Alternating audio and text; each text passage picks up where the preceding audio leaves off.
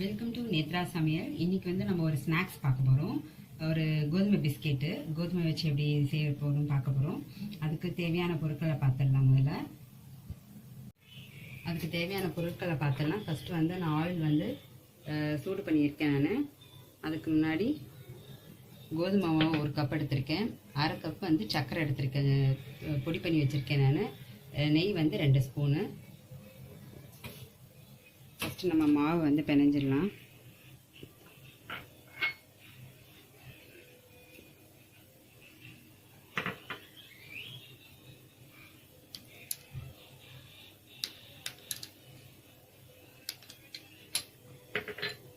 நல்லா மாவு வந்து திக்காக இருக்கணும், தண்ணியாக வேண்டாம். கொஞ்சம் கொஞ்சமாக சேர்த்துக்கங்க, ஏன்னா சர்க்கரை சேர்த்துருக்கனால மாவு வந்து இலகிரும். சப்பாத்தியை விட கொஞ்சம் ஹார்டாகவே இருக்கட்டும், அப்போ தான் பொரிக்கும் போது நல்லாயிருக்கும். இந்த மாவு நல்லா நம்ம பிசைஞ்சியாச்சு. ரொம்ப ஹார்டாகவும் இல்லை, ரொம்ப இதுவும் இல்லை, தண்ணியாகவும் இல்லை. இது கரெக்டான இது. இதை வந்து 2ஆக பிரிச்சுக்கலாம்.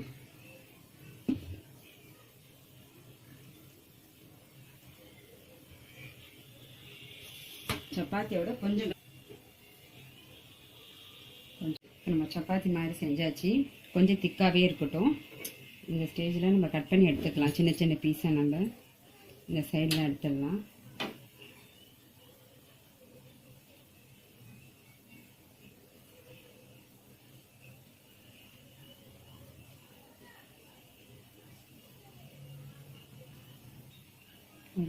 சின்ன சின்ன பீஸாக நம்ம கட் பண்ணிக்கலாம்.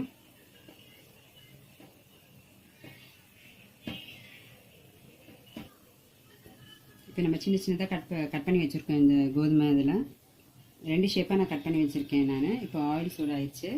நம்ம கொஞ்சம் எடுத்து போட்டு கொஞ்சம் கொஞ்சமாக வறுத்தெடுத்துடலாம்.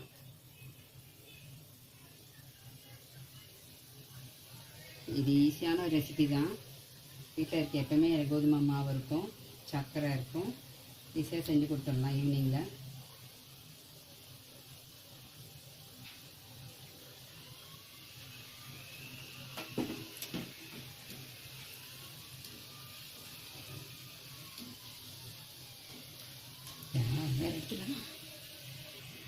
இப்போ ப்ரௌன் கலர் ஆயிடுச்சு, நம்ம எடுத்துடலாம். இப்போ சிம்மிலேயே வச்சு வேக வைக்கணும், இல்லைன்னா கலர் வந்துடும், ஆனால் உள்ளே வேகாமல் இருக்கும், கிறிஸ்பாக இருக்காது, கிறிஸ்பினஸாக இருக்காது.